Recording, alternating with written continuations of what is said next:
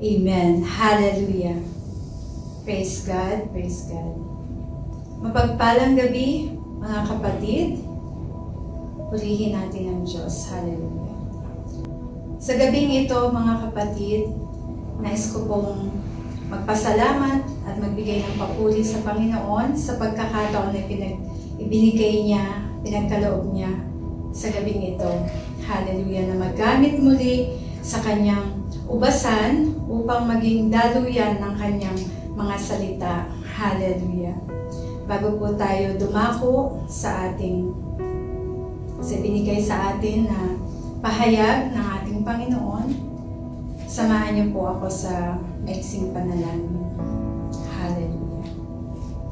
Heavenly Father, in the mighty name of your Son, Jesus Christ, and by the power and guidance of the Holy Spirit, Ama, pinupuri at pinapasalamatan kita sa lahat ng ginawa mo sa aking buhay, Lord God, at sa araw na ito na pinagkaloob mo. Ako po ay humihingi ng kapatawaran at kalinisan, O Lord God, sa lahat ng mga kasalanan na nagawa ko sa isip at nasabi, Lord, na hindi ka lugod-lugod sa iyo. Patawarin mo po ako, Panginoon. Pakabanalin mo ako, Panginoon. At gawin mo ang karapat-dapat, O Lord God, upang maging daluyan ng iyong mga salita, O Lord. Let the Holy Spirit, O Lord God, within me be empowered, O God, in Jesus' name, in Jesus' name. I declare, Lord God, a receptive heart and mindfulness, Panginoon. Take us into deep understanding, O Lord God, ng iyong mga salita, Panginoon. I declare victory, fresh revelation, O Lord God. In Jesus' name, pray, amen and amen. Hallelujah. Amen. Once again, mapagpalang gabi sa inyong mga kapatid. Saan man po kayong dako, naroroon ng mga nanonood. Glory to God po. Ako po si Sister Diane Joy Panambo de Guzman. I am from Sharjah po. Amen. Glory to God. Amen. So, ngayon po, ako po ay ang naatasan ng Panginoon upang maghayag ng kanyang mabuting balita para sa ating lahat. Glory to God. Maiksi lang pong patotoo. Amen. Amen. Hallelujah. Sabi nga po ng ating butihing pastor, Senior Pastor Rico, na Christianity is a testimony. Hallelujah. So, ako po ay nag-join ng Lorian Sharjah noong 2015 when I had encounter po sa Panginoon. At through the life of our Senior Pastor Rico at Pastor Edwin Abacan, na sila pong ginamit ng Panginoon upang ako ay may evangelize noon pa pong 2007. Amen. But glory to God, sapagkat itinakda niya yung panahon na ako ay magamit dito sa Lorian Ministry. Hallelujah. So, yun po, 2015, at kami ay nabaptize ng aking mga magulang. Amen. So, ayun po yung patotoo ko ay ang kabutihan ng Lord na bago ka man niya gamitin sa pagpapahayag ng katotohanan ng mabuting balita, pinrepare niya po ang lahat. Amen. Glory to God. So, ito po ay nakatakda na po ito, at ito po ang itinakda ng Panginoon ngayong araw na ito upang marinig natin ang kanyang mabuting balita. Amen. So, umpisahan po natin ang pamagat po ng ating ang mabuting balita ng Panginoon ay ang matapat na iglesia. Amen. Hallelujah. Ang matapat na iglesia. Pinahihiwatig ng matandang relihiyon na ang sangnilikha ay nagmula sa bagay na naririto na. Subalit ayon sa Biblia, ang kasaysayan ay tuloy-tuloy at ito ay may hantungang itinakda ng Diyos. Ang Diyos ay may plano para sa sangnilikha at ito ang kanyang isasakatuparan. Ang sabi nga sa Genesis chapter 1 verse 14, sinabi ng Diyos, magkaroon ng mga tanglaw sa langit upang mabukod ang araw sa gabi. Ito ang magiging batayan sa bilang ng mga araw, taon, at kapistahan. Napansin niyo po, ang sabi, ito daw ang magiging batayan. Hallelujah.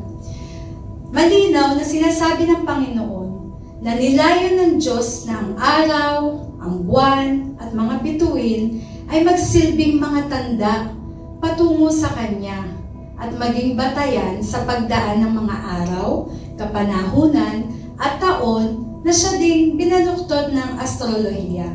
Kaya meron tayong mga naririnig na mga maling paniniwala or ang mga hindi naniniwala. Amen? Hallelujah. Today, this day is unique. And with this day, come a unique set of opportunities. Yung mga pagkakataon na pinagkakaloob sa atin ng Panginoon. Worldwide, for the Church of Jesus Christ, to do eternally significant things. There is something in the universe that is not wearing down by time. It is not aging. It is not past its prime. It has not even reached its prime yet. Every day makes it more and more glorious, more and more lofty and grand, more and more intricate and detailed, more and more beautiful and massive. It is the Church of Jesus Christ. Amen. Hallelujah. Open door. Ang open door, naalala ko po, last year, during the pandemic, nagkaroon po ang Lorian Sharjah ng prayer chain. At ang naalala ko po, palagi pong na-assign sa akin yung prayer ng doors of opportunity. During pandemic, marami pong nangyari. At nasubukan ang mga mananampalataya. Maraming persecutions, trials, kasabay ang doors of opportunity. Nabuksan ang mga pintuan. Nagkaroon sa Lorian Sharjah, nagkaroon po kami ng mga prayer warriors na siyang nananalangin bago po sumikat ang araw. Hallelujah! Araw-araw po nananalangin. At glory to God, ginigising po kami ng Panginoon sa aming pagkatulog. At nananalangin ang bawat isa, may kanya-kanya pong mga prayer points. Hallelujah! Nabigyan din po kami ng pagkakataon na magturo sa Bible study, na tinuruan po kami, nagkaroon po kami ng iba't ibang mga trainings, ang discipleship training po. At bago namatay, si Sister Luisa na worship coordinator ng Lorian Sharjah, binigyan niya po kami ng compilation ng prayer of deliverance. Hallelujah! Gayun din po, bago namatay si Senior Pastor Rico, nagkaroon din po kami ng discipleship training at patungkol po yun sa mga deliverance at tungkol sa mga kaloob ng banal na spirito. Kaya purihin natin ang Panginoon sapagkat hindi pa man nangyayari na ganitong itatayo ka niya or gagamitin ka niya sa mas malaking opportunity na pinagkaloob, ay ipinrepair ka na niya. Hallelujah! Magpahanggang ngayon, hindi tumitigil ang mga doors of opportunity. Glory to God, sapagkat ang Panginoong Diyos ay palaging dinidinig ang ating mga panalangin. Hanggang sa ngayon po, ang tinatawag natin na new season, bagong simula. Amen? Lorian Ministry New Season. Praise God. Ang revelation po sa akin ng Panginoon ng mga panahon na 2019. Sinubok po ako noong 2019 muli. Amen. So nagkaroon po ng mga pagbaba ng mga mga sahod, marami pong nawalan ng trabaho, bago pa man po mag-pandemic. Amen? So, nagkaroon po ako ng panlalamig sa mga gawain na kung tutuusin po, ang testimony ko na alala ko po noong 2020 during the pandemic na talagang pinakita sa akin ng Panginoon na yung Romans 8:28, that all things works together for good for those who love God. So nangusap po sa akin, nagpakita po siya sa pangitain, sa vision po. Nung ako ay naatasan na magbigay ng testimony, September 2020, ay nagpakita po siya at ipinaalala niya sa akin ng paulit-ulit kung paano ko siya nasumpungan noong 2015 na ako'y muli niyang tinawag. Hallelujah! Pinakita niya po sa akin na yung sa Jeremiah 17:7 na blessed is the man who trusts God. Amen. Hallelujah. At marami pa po siyang pinakita sa akin ng mga revelation na kung saan, glory to God po sa aming pastor, every time po na ako ay dumaranas ng mga pagsubok, ang lagi pong binibigay sa akin ni Pastor Romy na verse is John 8:32. You shall know the truth, and the truth will set you free. Sabi ko nga doon sa testimony ko noon, hindi ko talaga siya maintindihan. Bakit laging ganon? Iba-iba man yung sitwasyon na dinudulog ko. Ang lagi niyang sagot sa akin, you shall know the truth, and the truth will set you free. So, yung katotohanan po na palagi kong naririnig, dahil during that time po na ako ay tumanggap sa Panginoong Hesukristo bilang Panginoon at sariling tagapagligtas, lahat po ng ministry ay sinalihan ko. Kasi po naniwala ako sa salita niya na the joy of the Lord is my strength. So doon po ay unti-unting nagpakilala sa akin ng Panginoon at unti-unti kong nalaman ang katotohanan. Doon ko po naunawaan, kaya pala laging yun ang binibigay sa amin ng pastor na verse dahil yun po pala talaga yung magpapalaya. Doon natin mauunawaan ang katotohanan. Amen? At ito po yung nireveal sa akin ng Panginoon. Sa Deuteronomy chapter 12 verse 5, ang sabi po, sa halip, hanapin ninyo ang lugar na pipiliin ni Yahweh. Sa lupain ng isa sa inyong mga lipi, doon lamang niya ipahahayag ang kanyang pangalan at iyon ang ituturing niyang tahanan. Amen. Praise the Lord. So, noong mga panahon na 2019 na nanlalamig na po ako, naghahanap po talaga ako ng ibang simbahan. Kaya pala lagi ko naririnig din kay Pastor Rico na sabi niya sa mga lumilipat or ayaw nang magpatuloy, ang naririnig ko, sige, lumipat ka sa ibang simbahan. Baka doon, ganun din. Kasi wala naman talagang perfectong simbahan. Amen? Ang tanging perfect lang ay nag-iisa, ang Panginoong Hesukristo. So ito po yung na-reveal sa akin ng Panginoon during that time. Bukod po dun sa vision na pinakita sa akin sa buhay ng ating yumaong kapatid na si Sister Luisa. During that time po na ako'y nanlalamig, ipinakita po sa akin ng Panginoon. Nakita ko po talaga na nakapila po kami, marami po, lahat nakaputi. Tapos si Sister Luisa nasa harapan ko lang. Pinaupo po siya, nagliliwanag at ang ngiti niya, ang saya niya, yung parang pinapakita po doon talaga na well done, my child, parang ganun po, yung pagkakataon.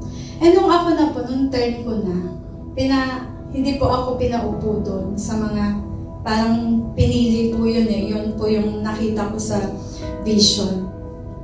At nalungkot po ako noon, pero glory to God, natakot ako at the same time. Pero yung pagkatakot ko po doon, yun yung fear of the Lord na tinatawag. Na parang sabi ko, Lord, hindi pa naman siguro huli ang lahat. So, glory to God po sa pinakita ng Panginoon. At ito po yung nireveal niya na Deuteronomy chapter 12 verse 5 na bakit nga ba ako lilipat pa? Ang sabi niya, kayo ang maghanap. Bilang I declare na po, na-testify ko na po yun paulit-ulit simula nung nag-join ako sa Lorian Ministry na nahanap ko na, nasumpungan ko na ang Panginoon dito sa UAE at dito sa Lorian Sharjah, sa Lorian Ministry. Amen? So yun po ang pinakita dyan na hanapin ninyo ang lugar na pipiliin ni Yahweh. So ang malinaw po na sinasabi sa salita na tayo ang maghahanap. Pero ang Diyos ang pipili at ilalagay niya ang kanyang pangalan. Hallelujah! So ito po yung revelation sa akin ng Panginoon at glory to God, nakabalik po ako. At naibalik, praise the Lord, ang fire, ang init ng pagsiserve sa Panginoon. Ang unang pag-ibig na tinatawag. Praise the Lord! Patuloy po tayo. Ang sabi po sa Matthew chapter 16, verse 18, at sinasabi ko sa iyo, ikaw ay Pedro, at sa ibabaw ng batong ito ay itatayo ko ang aking iglesia, at ang kapangyarihan ng kamatayan ay hindi magtatagumpay laban sa kanya. Praise the Lord! Death cannot stop it. This glorious worldwide building project of the church. Yung sinasabi po na rock. Amen? Every day, by sacrificial loving works of the children of God, it rises. Praise the Lord. Ang sabi nga sa Ephesians chapter 2, verse 8, sapagkat dahil sa kagandahang loob ng Diyos, kayo ay naligtas sa pamamagitan ng pananampalataya at ito'y kaloob ng Diyos at hindi mula sa inyong sarili. Hindi ito bunga ng inyong mga gawa, kaya't walang maipagmamalaki ang sinuman. Praise God. So it is by grace, sa biyaya ng Panginoon. Amen? At sa verse 10, ang sabi po sa verse 10, kung ano tayo ngayon ay gawa ng Diyos at sa pakikipag-isa natin kay Kristo Jesus, ay nilikha niya tayo para sa mabubuting gawa na inihanda niya noong una pa man upang gawin natin. Every day is special. Every day is unique. Specially prepared in eternity, passed by the sovereign wisdom and plan and power of God to shape one aspect of this radiant city of God, this magnificent church, until at last it is finished. Sabi nga, time then is opportunity, a chance to do something eternally significant by faith, by the Spirit, in the name of Christ. Amen? Kung ano tayo ngayon ay gawa ng Diyos at sa pakikipag-isa natin kay Kristo. Malinaw na sinasabi, di ba? Sabi, we are the workmanship of Jesus Christ. Di ba yun yung lagi natin sinasabi, kaya nga tayo tinatawag na believer. Kaya tayo tinatawag na follower of Christ, witness of Christ. So tayo po ang gagawa ng mga ginawa ng Panginoong Hesus nung siya ay nagkatawang tao dito sa mundo. Ito po yung kanyang ministry. So, ang sabi po dyan sa Ephesians 2:10, tayo po ngayon ang gagawa nun bilang pakikiisa natin sa Panginoong Hesukristo.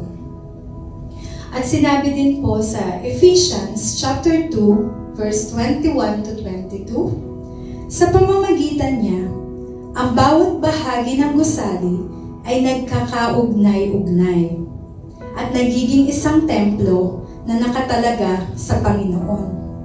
Dahil din sa inyong pakikipag-isa sa Kanya, kayo man ay sama-samang itinatayo bilang tahanan ng Diyos sa pamamagitan ng Espiritu. Praise be to God. Hallelujah. Ayun po ay ang maiksi nating introduction. Praise God. So sabi nga po natin kanina, ang ating title ay Ang Matapat na Iglesia. Ito pong verse na pinagkaloob sa atin ng Panginoon ay mula sa Pahayag, chapter 3, verse 7 to 13. Sa ibang version po, ito po yung tinatawag nilang brotherly love, yun sa Philadelphia po, at ang matapat na simbahan. Amen. Let's read po ang ating scripture. Ang sabi sa Pahayag, chapter 3, verse 7 to 13. Verse 7, isulat mo sa anghel ng iglesia sa Philadelphia. Ito ang sinasabi ng banal at mapagkakatiwalaan ang may hawak ng susi ni David. Walang makapagsasara ng anumang binubuksan niya at walang makakapagbukas ng anumang sinasarhan niya. Sa verse 8, alam ko ang mga ginagawa mo. Alam kong kaunti lamang ang iyong kakayahan. Ngunit sinunod mo ang aking salita at naging tapat ka sa akin.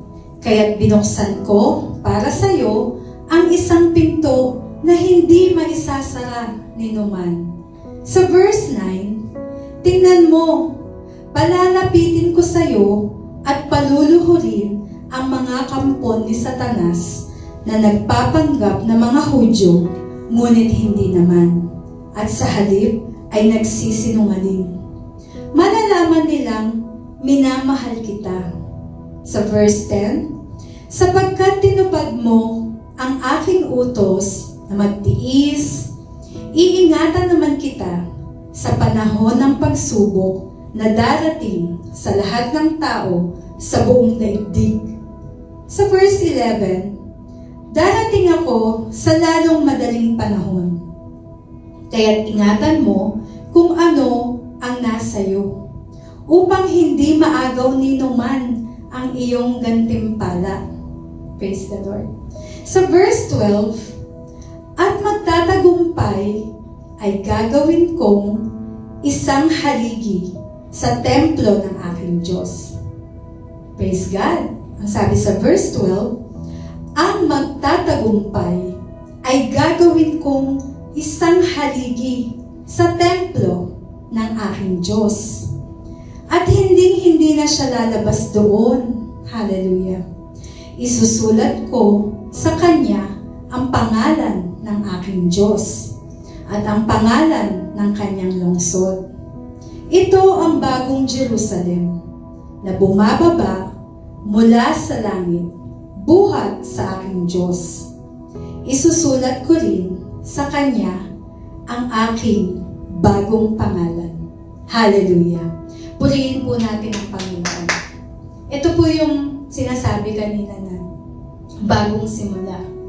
Hallelujah. Praise the Lord. Christ challenged to the church. Itong nakasaad sa verse 7. Ito yung hamon sa atin ng Panginoon. Amen? Ang sabi niya, itong mensahe na to ay para sa iglesia sa Philadelphia. Ang sabi nga niya, isulat mo sa anghel ng iglesia sa Philadelphia. Ito ang sinasabi ng banal at mapagkakatiwalaan. Hallelujah. Ang sabi, ang banal. The author begins by describing himself. Ang author nito ay ang Panginoong Jesus. Amen? Dinidescribe niya dito ang banal. He who is holy. Ang sabi sa Revelation chapter 3, verse 7. This phrase refers to God. Amen? He alone possesses absolute holiness. Siya lang po ang walang bahid na kasalanan. Banal. Throughout the Old Testament, we find God described as the Holy One. When we describe God as holy, we are saying that He is completely separate from sin. Wala ni katiting na kasalanan. He is pure and absolutely flawless. The title Holy One is used as a messianic title sa New Testament. Amen? Peter uses this, that you are the Holy One of God. Nakasaad po yan sa John chapter 6, verse 69, when he say, we have believed and have come to know that you are the Holy One of God. By declaring himself to be holy, Jesus Christ makes a clear and direct claim that he is God, because Jesus Christ is holy. His church must also be holy. Amen? Peter declared in 1 Peter chapter 1 verse 15, but like the Holy One who called you, be holy yourselves also in all your behavior. Amen? The Lord Jesus Christ goes on to describe himself as He who is true. Amen? Nakasaad din po dyan sa verse 7 na siya lamang ang Diyos na banal at siya na totoo. Si Jesus, ang banal at tunay na Diyos. Hallelujah. As sabi nga sa Luke chapter 1, verse 31 to 33, makinig ka. Ikaw ay maglilihi at manganganak ng isang sanggol na lalaki, at siya'y papangalanan mong Jesus. Siya'y magiging dakila at tatawaging anak ng kataas-taasang Diyos. Ibibigay sa kanya ng Panginoong Diyos ang trono ng kanyang amang si David, upang maghari sa angkan ni Jacob magpakailanman. Ang kanyang paghahari ay walang katapusan. Hallelujah. Ang siyang may hawak ng susi ni David. Susi ay kumakatawan sa authority. Ang karapatang buksan at isara. Ang karapatang buksan ang isang nakaharang na pinto at isara ang pinto na bukas. Ito din ang karapatang isara ang isang pinto. Amen? Hawak ni Jesus ang mga susi ng kamatayan at libingan. Particular dito ang susi ni David, ang karapatang umupo sa trono ni David. Si David ang focus ng mga pangakong ginawa ng Diyos upang maglagay ng isang hari na tao sa buong sangkatauhan. Ang pinahiran, ang Mesiyas, ang tagapagligtas ng daigdig ay magiging anak ni David. Hallelujah. Sa Matthew chapter 1 verse 1, ito ang talaan ng mga ninuno ni Hesukristo na mula sa angkan ni David, na mula naman sa lahi ni Abraham.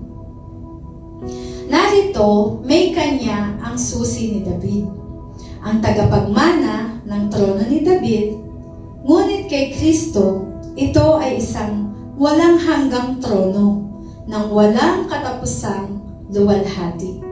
Hallelujah! Si Jesus ay may walang hanggang kapangyarihan at karapatan. Siyang may kontrol ng mga pintuan ng langit at lupa. Kung nais ni Jesus na buksan ang pinto at si Satanas at ang mga demonyo o masasamang tao na sumalib sa kanya, sa kanyang pagsisikap, hindi nila maisasara ang nakabukas na pintuan. Hallelujah.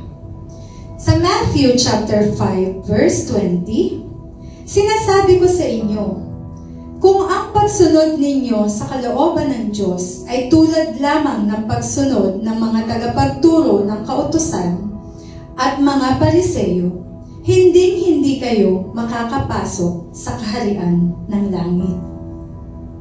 At sa Matthew chapter 18 verse 3, at sinabi, tandaan ninyo, kapag hindi kayo nagbago at naging katulad ng mga bata, hindi kayo makakapasok sa kaharian ng langit. At sa Ephesians chapter 2 verse 18, dahil kay Kristo, tayong lahat ay nakakalapit sa Ama sa pamamagitan ng iisang Espiritu. Praise be to God.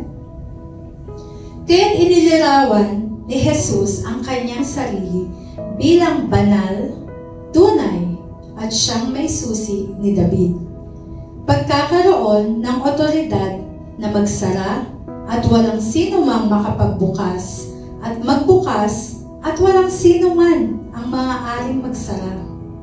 Siya ang nagsasalita sa atin ngayon. Hallelujah! Ang Philadelphia ay isang matapat na iglesia na ipinamuhay ang salita ni Kristo at hindi siya itinakwil. Napagtiisan at nilabanan ang pag-ayon sa makasalanang kalakaran ng ibang iglesia. Ngunit nakapagtiyaga sa katapatan kay Kristo at sa katotohanan ng Ebanghelyo sa Bagong Tipan. Praise be to God. Sa Pahayag chapter 3 verse 8, ang nabanggit dito, alam ko ang mga ginagawa mo.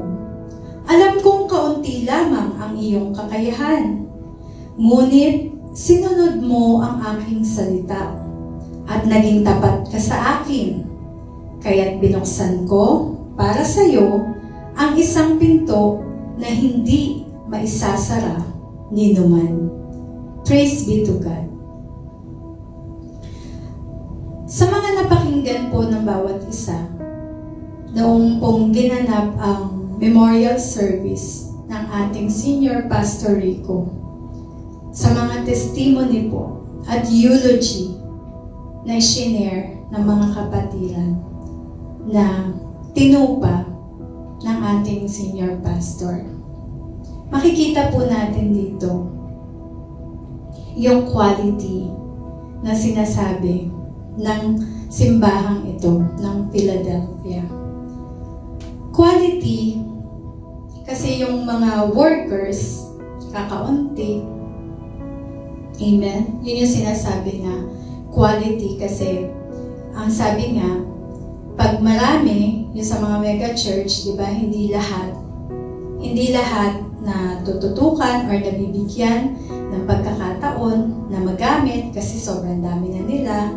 Di kagaya dito, yun po yung mga pumasok sa isipan ko noon na kung lilipat ako ng church, babalik na naman ako sa upo, di ba? Hindi, ngayon na ginagamit ka na ng Panginoon, bakit ka pahihinto, di ba? Tsaka dito po, base po sa mga narinig at nakita po natin ng mga testimony ng mga dating nandito sa Lorian Church, nakita po natin na kung paano nga naging matapat ang ating pastor. Mula nung tinatag niya tong Lorian Church, maliit lang yung church natin. Hindi siya kagaya ng ibang mga sikat na church. Yun po yung pagka-describe dito sa Philadelphia. Maliit lang siya, pero doon natin nakita kung paano nga yung ginawang pagpapastol ni Pastor Rico. Na marahil, ganun din po ang inihayag ng Panginoong Jesus sa buhay ni Pastor Rico upang siya ay magtatag, tayo ng templo, at doon inilagay ng Panginoon ang kanyang pangalan. Amen. At kung paano nga po naranasan ng Panginoon ang kabutihan ng Panginoong Jesus, ay ganun din naman katapat ang ating pastor na gawin sa kanyang mga tinutupa. Amen. Yung quality na talagang lahat pinibigyan niya ng pagkakataon. Yung mga narinig ko na sinasabi ni Pastor Rico, di ba? Na, ayan, nag-aantay na yung kahit may lagnat siya, kahit na hindi maganda yung nararamdaman niya, lagi niyang inuuna yung gawain. Kasi yun pala yung sinasabi dito na doors of opportunity. Ito pala yung pintuang ibinukas sa atin ng Lord. Amen? So, yun po mga narinig ko na mga patotoo. Hallelujah. Na dito po sa Lorian talaga ay dito po talaga ako natuto, dito po pinaranas kung ano yung mga normal na nararanasan ng isang mananampalataya. Amen? So, yun po yung quality para sa mga workers, ang sinasabi naririnig natin na hindi quantity. Amen? Pero sa quantity naman, doon ko rin natutunan kay Pastor Rico yung ang kahalagahan kung paano naging mahalaga sa Panginoon ang quantity. Kasi ang sabi nga ng Panginoon, ang kaligtasan ay para sa lahat. Kaya lagi tayong tinitrain sa evangelism, amen? Kung paano tayo humayo, kung paano natin i-share ang kaligtasan. Dito ko po natutunan kay Pastor Rico yung opportunity. Kasi minsan po nakasama ko po siya sa binyag, tsaka sa birthday. Hindi niya po hinahayaan na lumipas yung pagkakataon na ma-share ang kaligtasan on that event. Doon ko po yung natutunan na kapag pala na-invite ka, kasi glory to God po talaga, ang Panginoon, kapag ka nakita niya yung puso mo, that you are willing na magamit sa kanyang ubasan, ipe-prepare niya talaga lahat at ipagkakaloob niya lahat. Kasi sabi nga niya, yung pong natutunan ko sa Acts chapter 10, yung sa buhay ni Cornelius, na si Cornelius po ay taos puso talaga yung paghahanap niya sa Diyos. Kaya nasumpungan niya ang Diyos. Amen? So sabi nga, ang Panginoon, pag alam niya talaga na sincerely kang naghahanap sa Kanya, siya din pala ang gumagawa ng paraan para masumpungan mo siya. Siya rin yung nagbibigay ng mga means para masumpungan mo siya. Ganon ang kanyang pagmamahal sa bawat isa. Kaya nga nabanggit niya sa salita niya, di ba, na I have come to save the lost. Amen? So, mahalaga sa kanya yung quantity. Na ito rin po yung tinuturo sa atin, lalo na ngayon sa new season. Meron po kaming tinatawag na bring one, win one.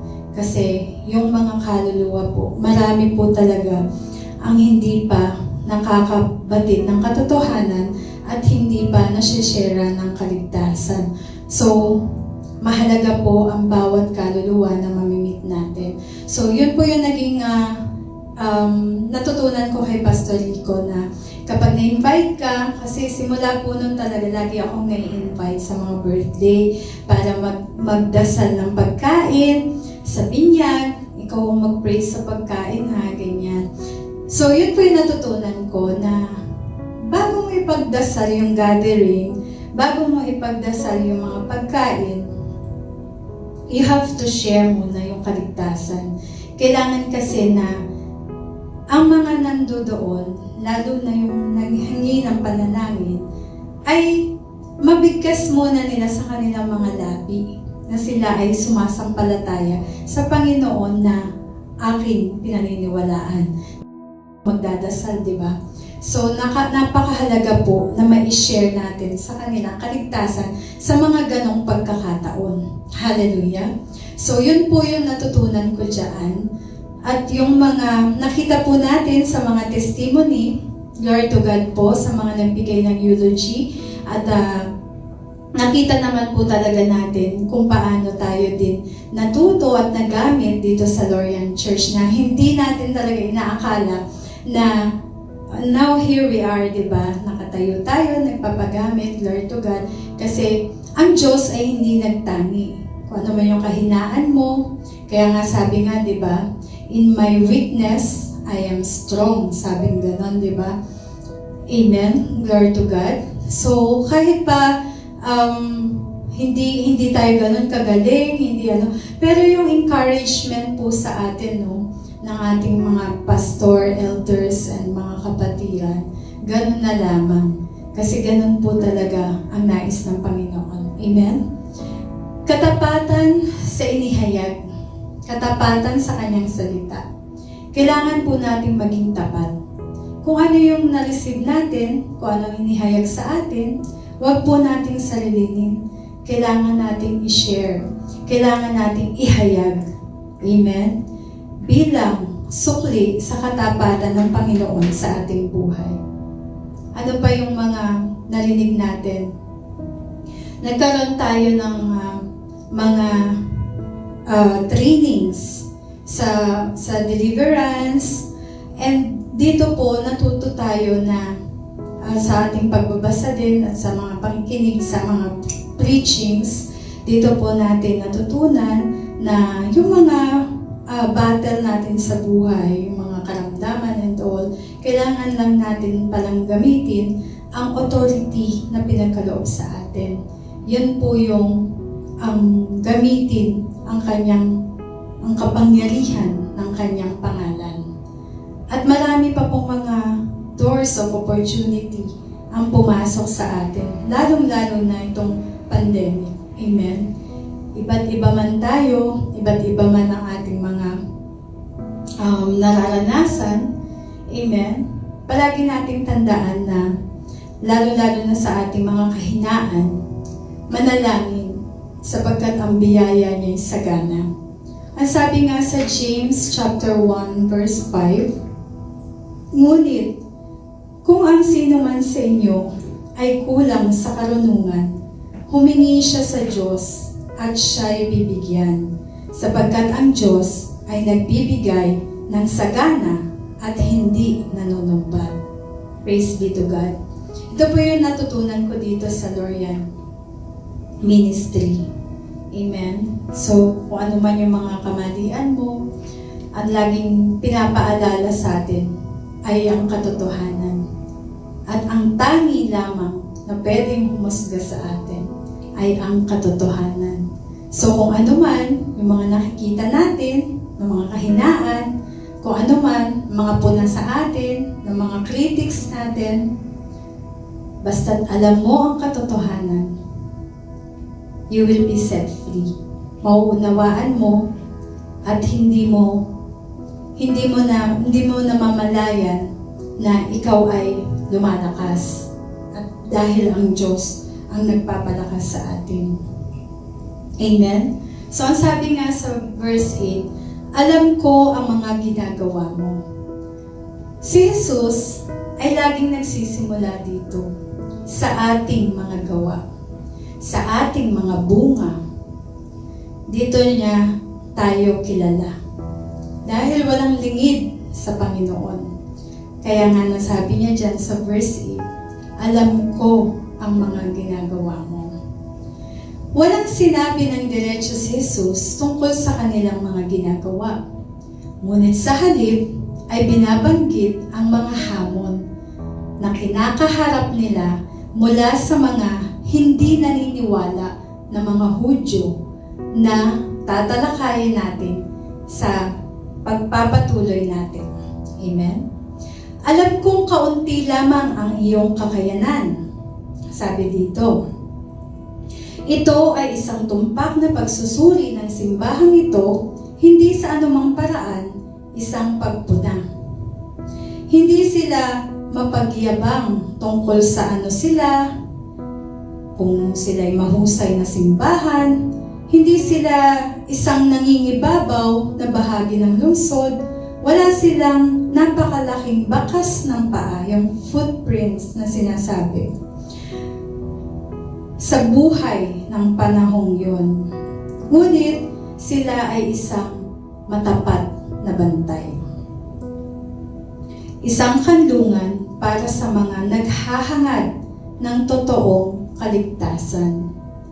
Ang simbahan ay tila naging maliit sa bilang at marahil ay binubuo ng mas mababang mga klase ng lipunan, hindi ganong magaling, hindi ganong matalino, walang maraming impluensya, hindi makapangyarihan.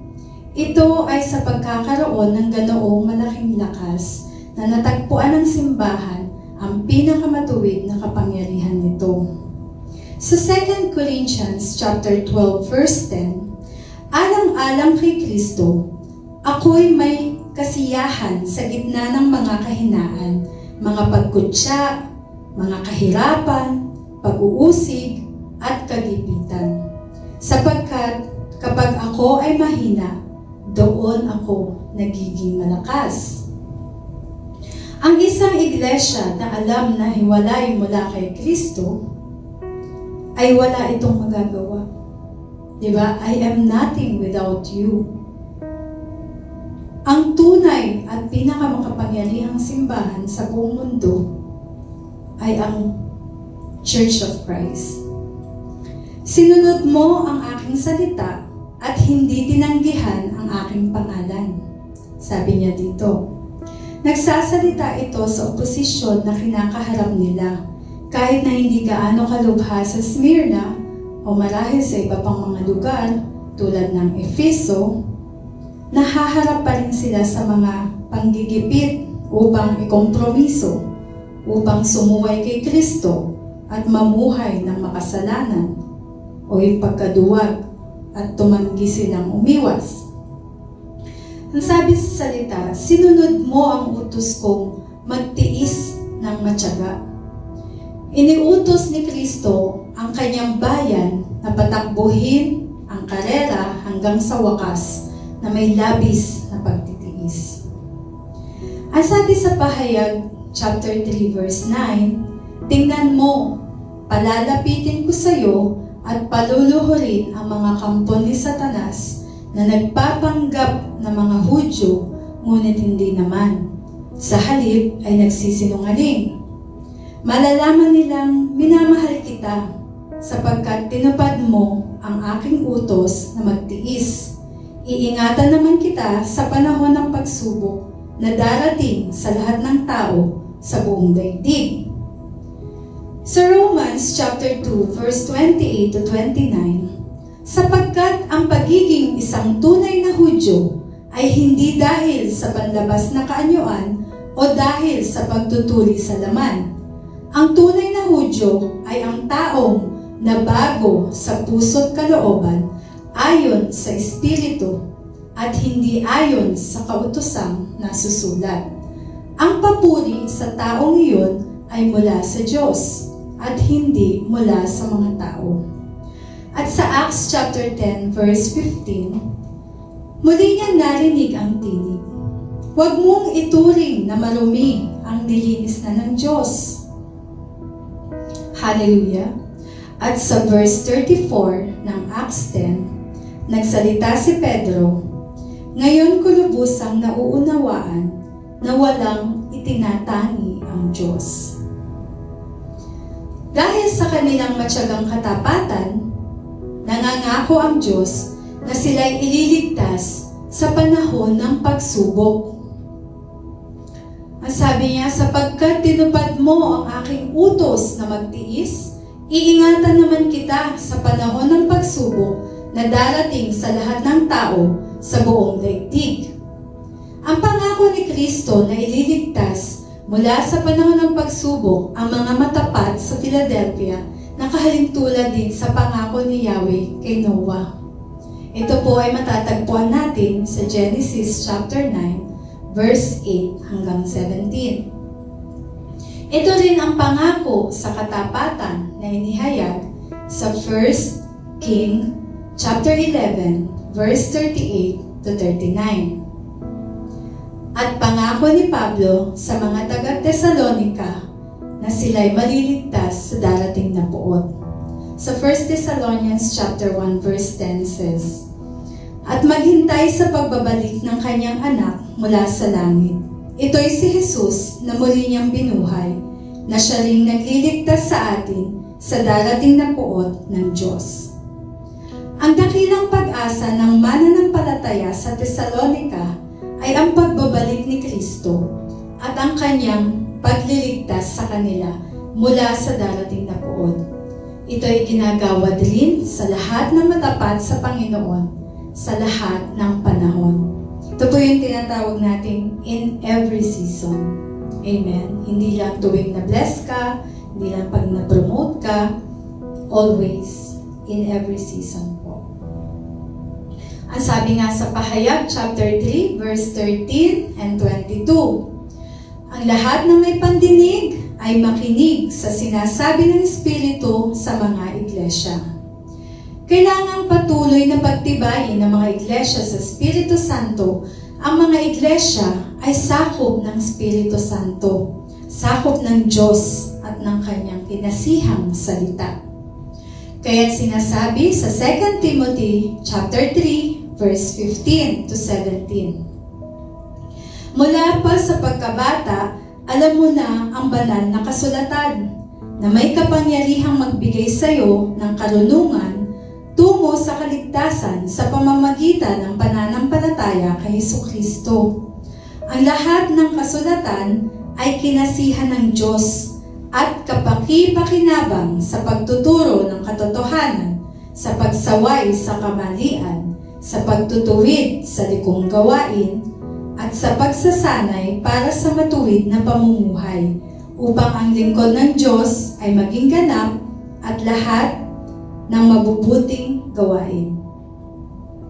Sa 1 Peter chapter 1, verse 24 to 25, ang lahat ng tao ay tulad ng damo. Gaya ng bulaklak nito, ang lahat niyang kaligtan, ang damo ay nalalanta, at ang bulaklak ay kumukupas. Ngunit ang salita ng Panginoon ay nananatili magpakailanman. Ang salitang ito ay ang magandang balita ipinangaral sa inyo. Praise be to God. At sa 2 Peter chapter 1, verse 20 to 21, higit sa lahat, unawain ninyong walang makapagbibigay ng sariling pagpapakahulugan sa alinmang propesiya sa kasulatan, sapagkat ang pahayag ng mga propeta ay hindi nagmula sa kalooban lamang ng tao. Ito'y galing sa Diyos at ipinahayag ng mga taong nasa ilalim ng kapangyarihan ng Espiritu Santo. At katulad ng nabanggit sa Sekaraya, it is not by might, not by power, but by the Spirit of God. At sa Ephesians chapter 2, verse 8 to 9, sapagkat dahil sa kagandahang loob ng Diyos, kayo ay naligtas sa pamamagitan ng pananampalataya, at ito'y kaloob ng Diyos at hindi mula sa inyong sarili. Hindi ito bunga ng inyong mga gawa, kaya't walang maipagmamalaki ang sinuman. Pinatutunayan ni Pedro ang banal na pinagmulan at kapamahalaan ng hula sa kasulatan. Gayon din, ang lahat ng mananampalataya ay dapat magpanatili ng matatag at hindi ikinokompromisong pananaw ng banal na kasulatan bilang kinasihan at makapangyarihan. Ito yung mga sinasabi na, ang sabi nga ng ating pastor, di ba? Punta na tayo doon kasi nag-aantay ang Panginoon. Hindi dapat natin naaantala ang gawain ng Panginoon. Yun yung laging paalala sa atin. Sabi nga ni Elder J, nauna na doon ang Diyos at He is always on time. Ang lahat ng pagsisikap ng tao at ang nananaig na espiritu ng sanglibutan ay dapat na palaging hinahatulan ng Biblia. Kaya ito nga yung salita niya, ang ginagamit natin to cast out and rebuke in the mighty name of Jesus, di ba? Sa halip na Biblia ang hinahatulan ng tao. Silang bumabaluktot sa salita ng Diyos upang makiayon sa pangkaisipang kalakaran at pinalabong pamantayan ng kanilang salinlahi, ang pagtataksil sa buhay at walang kamatayang salita ng Diyos. Amen? Kaya nga, di ba sinasabi na faith without action is dead. Kaya kapag meron kang assignment na pinapagawa sa iyong Panginoon, maging matapat tayo. Go, sumunod tayo sa Panginoon. Sapagkat yung pagsunod pa lang natin ay na-prepare na niya lahat. tatayo ka na lang. Amen? So yung faith without action is dead. Yun yung, syempre pag na-assign ka, ang ano niyan, dapat aksyonan mo yung pagsunod. And magre-research ka. Syempre mag-aaral ka. Amen? Mag-meditate ka. Glory to God. Ang pagkakaibang ito ng Espiritu ay hindi pagmamay-ari ng mga iglesia o ng anumang institusyong pantao. Siya ay Espiritu ng Diyos, hindi ng mga iglesia. Sabi nga sa Pahayag, chapter 3, verse 1, isulat mo sa anghel ng iglesia sa Sardis. Ito ang sinasabi ng nagtataglay ng 7 Espiritu ng Diyos at ng 7 bituin. Alam ko ang ginagawa mo. Ang alam ng marami, ikaw ay buhay, ngunit ang totoo, ikaw ay patay. Nananatiling malaya ang Espiritu na dumating at umalis, alinsunod sa dalisay na pamantayan ng Diyos, na nabanggit sa John chapter 1 verse 33. Ang sabi nga, hindi ko nga siya kilala noon, ngunit ang nagsugo sa akin upang magbautismo sa tubig ang siyang nagsabi sa akin, kung kanino mo makitang bumaba at manatili ang Espiritu, siya ang magbabautismo sa pamamagitan ng Espiritu Santo. Praise be to God. Kaya lagi tayong pinapaalalahanan ng ating mga pastor, ng ating mga leaders, amen? Na ingatan natin kung ano yung kaloob sa atin ng Panginoon. Dahil malinaw na sinasabi dyan na nananatiling malaya ang Espiritu na dumating at umalis, alinsunod sa dalisay na pamantayan ng Diyos. Hallelujah! Binibigyang diin ng lahat ng Ebanghelyo na si Jesus ang siya ang magbabautismo sa pamamagitan ng Espiritu Santo. Yan ang nabanggit sa Matthew chapter 3 verse 11 at sa Luke chapter 3 verse 16. Binabautismuhan ko kayo sa tubig bilang patunay ng inyong pagsisisi at pagtalikod sa kasalanan. Ngunit ang darating na kasunod ko ay magbabautismo sa inyo sa Espiritu Santo at sa apoy. Higit siyang makapangyarihan kaysa akin, ni hindi man lang ako karapat-dapat magdala ng kanyang sandalyas. Praise be to God. Itinuturo ni John na ang gawain ng darating na Mesayas ay kapapalooban ng pagbabautismo sa Espiritu Santo at sa apoy sa kanyang mga alagad. Isang bautismo na nagbibigay ng dakilang kapangyarihan upang mamuhay at magpatotoo para kay Kristo. Si John the Baptist ang unang nangaral ng mabuting balita patungkol kay Jesus. At ito rin ang pangaral na pinaikli ni Marcos sa Mark chapter 1 verse 8. Ang pagpapahayag kay Hesukristo na darating at babautismuhan sa Espiritu Santo ang kanyang tagasunod, lahat ng tumanggap kay Kristo bilang Panginoon at tagapagligtas ay dapat magpahayag na si Jesus ang siya pa ring nagbabautismo sa Espiritu Santo. Praise be to God.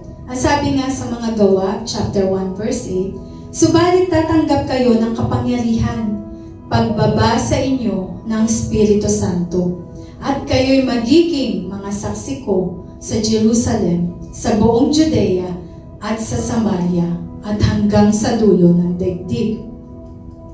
Ang sabi nga sa Acts chapter 10 verse 44, nagsasalita pa si Pedro nang bumaba ang Espiritu Santo sa lahat ng mga nakikinig. Namangha ang mga mananampalatayang Hudyo na kasama ni Pedro sapagkat ibinigay din sa mga hentil ang kaloob ng Espiritu Santo. Dito nagulat si Pedro at ang mga kasama niya. Pinagkalooban din pala sila ng banal na Espiritu. Ganon kahiwaga ang salita at ang kaligtasan ang mabuting balita na kailangan nating ihayag. Yan din po yung narinig ko sa mga testimony at natutunan natin dito sa ating simbahan na napakahalagang i-share ang kaligtasan. Marami po tayong testimony patungkol dyan na Yung iba nagsisisi na kung kailan wala na, saka nila maisip na sayang hindi ko na sharean. So glory to God po sa mga testimony ng bawat isa sa atin na nakapag-share bago pa man po mangyari, especially this pandemic. Kaya ito po talagang pandemic ang ginamit ng Panginoon upang ang lahat ay makaalam ng katotohanan at maligtas. Hallelujah. Ang sabi nga, bibigyan kayo ng kapangyarihan. Ito ang susing talata sa aklat ng mga gawa. Ang pangunahing layunin ng bautismo sa Espiritu ay ang pagtanggap ng kapangyarihan upang maging saksi para kay Kristo. Ito po yung pakikiisa kay Kristo. At sa gayon, ang mga nagkasala ay manumbalik sa Diyos at maturuang sundin ang lahat ng utos ng Diyos.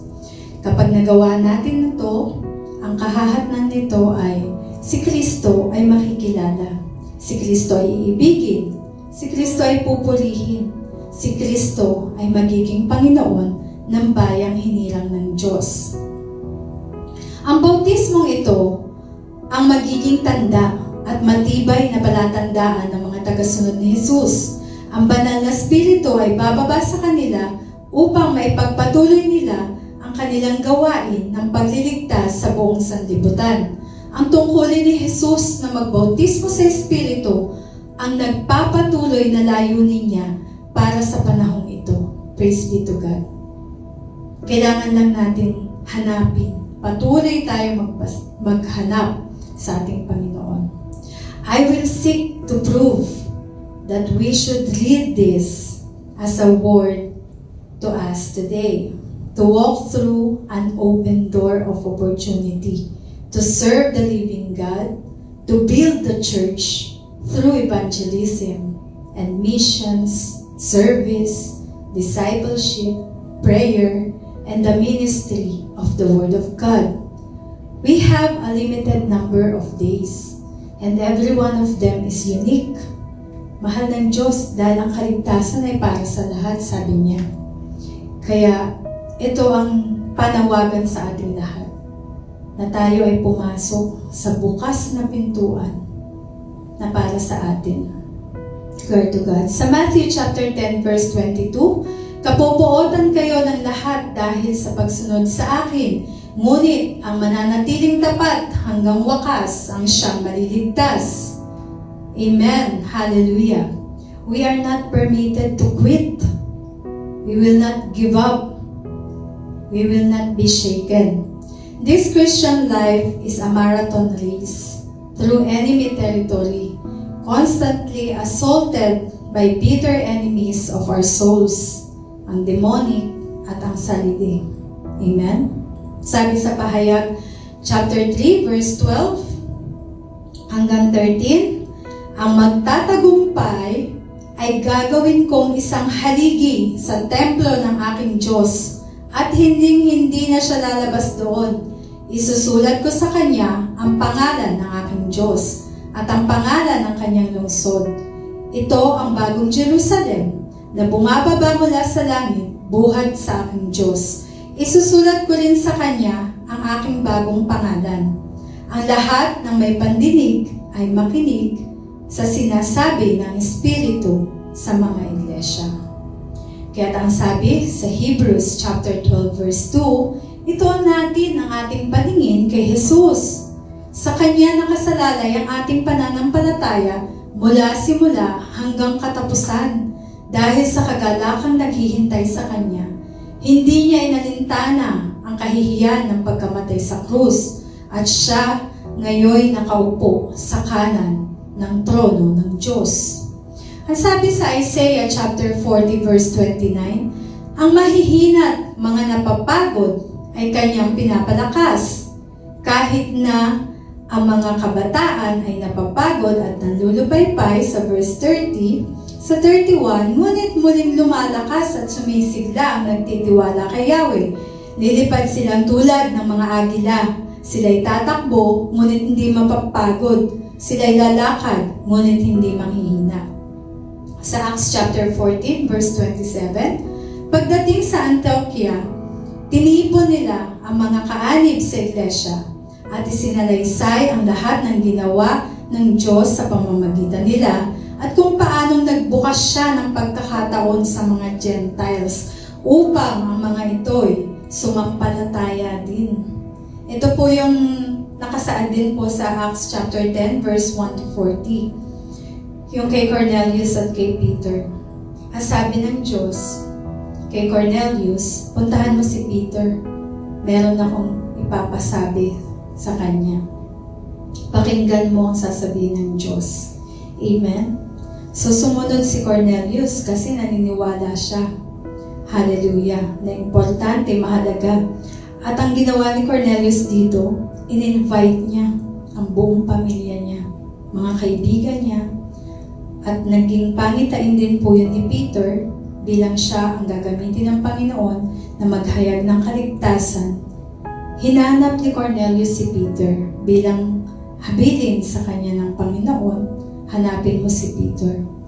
At nang mahanap niya, natanda ni Peter doon kung gaano karami yung in-invite ni Cornelius upang marinig ang kaligtasan, ang mabuting balita. Glory to God. So doon pa lang po sa buhay ni Cornelius, nakita niya yung pagiging obedient at yung boldness ni Peter para ihayag ang mabuting balita. At habang nagsasalita pa si Peter, napuspos ng banal na spirito ang mga nakarinig. Hallelujah! Isa ito sa mga open doors na pinagkakaloob sa atin ng Panginoon na kung tayo ay susunod lamang, ay magagawa natin ang nais ng kalooban ng Diyos. Ang sabi nga sa 1 Corinthians chapter 16 verse 9, dahil may magandang pagkakataong nabuksan doon para sa gawain, kahit na maraming kumakalaban. Ito po yung sinasabi na walang makakahadlang sa anumang buksan ng Panginoon. Amen? Sa James chapter 1 verse 2, mga kapatid, magalak kayo kapag kayo'y dumaranas ng iba't ibang uri ng pagsubok. Sa verse 3, dapat ninyong malaman na nagiging matatag ang inyong pananampalataya sa pamamagitan ng mga pagsubok. Sa verse 4, at dapat kayong magpakatatag hanggang wakas upang kayo'y maging ganap at walang pagkukulang. Sa Colossians chapter 4 verse 3, idalangin ninyo sa Diyos na bigyan kami ng pagkakataon na maipangaral ang kanyang salita at maipahayag ang hiwaga ni Kristo, ang sanhi ng pagkabilanggo ko ngayon. Hallelujah! Ang testimony ko po nung nakaraang buwan po, hallelujah, yung testimony po ng buong himig, amen, ito po yung bunga ng panalangin ng Panginoong Hesukristo na nabanggit niya sa John chapter 17 verse 1 to 5. Idinalangin ni Jesus ang kanyang mga alagad. Pagkasabi ni Jesus ng mga ito, tumingala siya sa langit at kanyang sinabi, Ama, dumating na ang oras. Luwalhatiin mo ang iyong anak upang luwalhatiin kanya. Sapagkat binigyan mo siya ng kapangyarihan sa lahat ng tao upang bigyan niya ng buhay na walang hanggan ang lahat ng ibinigay mo sa kanya. At ito ang buhay na walang hanggan, ang makikilala kanila na iisang tunay na Diyos at si Hesukristo na iyong sinugo. Inihayag ko dito sa lupa ang iyong kalwalhatian, natapos ko na ang ipinapagawa mo sa akin.